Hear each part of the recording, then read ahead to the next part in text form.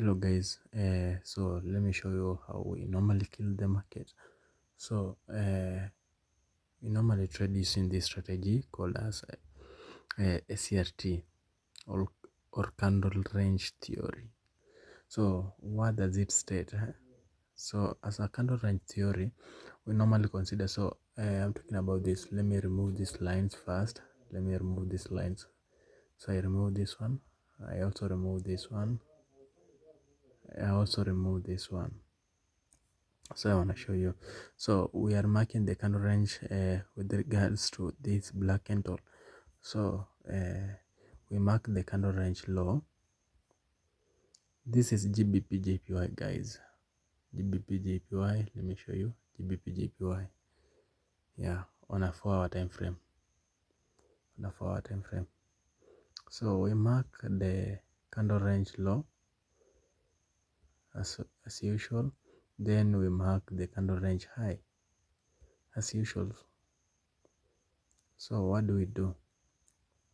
So we have marked the candle range low and the candle range high of this black candle. So we wait for manipulation to take place on either side.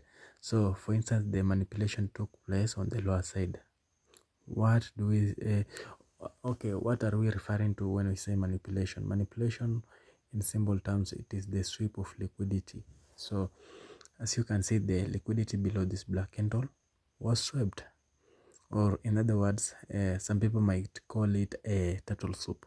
So what are we waiting for? We are waiting for the liquidity above this zone, or above this black candle, to be swept. So just after, we wait for this candle to be formed, and with CRT we normally consider the time.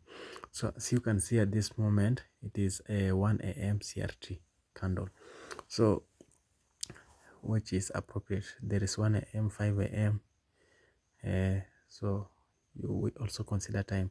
So what do? We come to a lower time frame, normally 15 minutes time frame, to look for entry, to look for a break and an entry. Let me show you. Just a moment. We go to 15-minute time frame. 15. After marking the candle range high and the candle range low, so we come to 15 minutes and we wait for a breaker now. So where did we got our breaker? Our breaker was at this zone.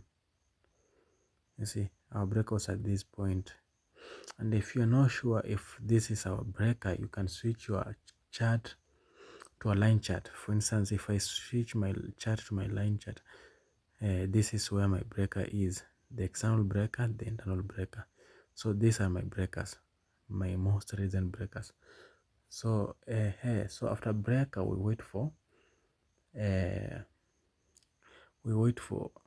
after breaker we wait for what? A retracement. We wait for a retracement, and from a retracement, my entries are normally based on a Malaysian SNR. So I mark my key zones after the breaker. What are my key zones? So this is the first key zone that I could consider. Open close, it is called an open close, and this is another key zone that I might consider. So so we have two major key zones. There is another one. Sorry, there is this another one here, this left shoulder, which we could also consider. Oh, sorry. So it is this way. There is this key zone here, another key zone at this point, another key zone here. This is an open close candle, an open close level, a left shoulder, a mini left shoulder, a major left shoulder. So we have three zones. Which one do we go for? So to know which zone is more appropriate to go for, we can go to a higher time frame to look for zones. So if we go to higher time frames, on our higher time frames, we can do away with this. You see now. Okay, this is the nini, this is the point. So on the higher time frame, we can do away with this. This becomes useless because the key zones, it is at this point, this green candle. So let's go to a 2-hour time frame and see we can refine it. No refinement.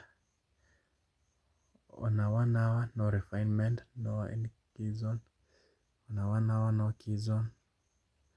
We are taking a look at this point. On a 1 hour, no refinement. Let's go to a 30-minute time frame. On 30-minute time frame, no refinement. So that's our entry. So what do? We go for a long position from this point.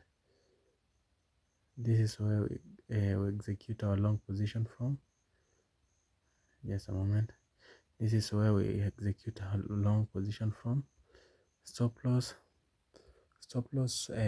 You can use a 10 pip stop loss or a 5 pip stop loss depending on the zones. So for instance, my stop loss, I could place my stop loss just below this point, this level, and that could below this key level. This is another key level, so I could place my stop loss just below that one, and that could be a 9 pip stop loss. Target, where do we target? My first target could be at this candle range high.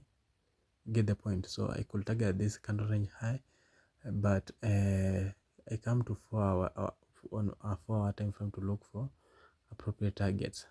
So yeah, I could target at this point, and I could also target at these resistance levels. This market, okay, these support levels, the market are supporting from this point.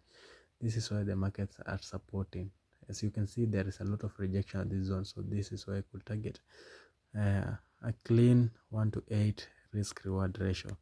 And that's all, guys. Thank you.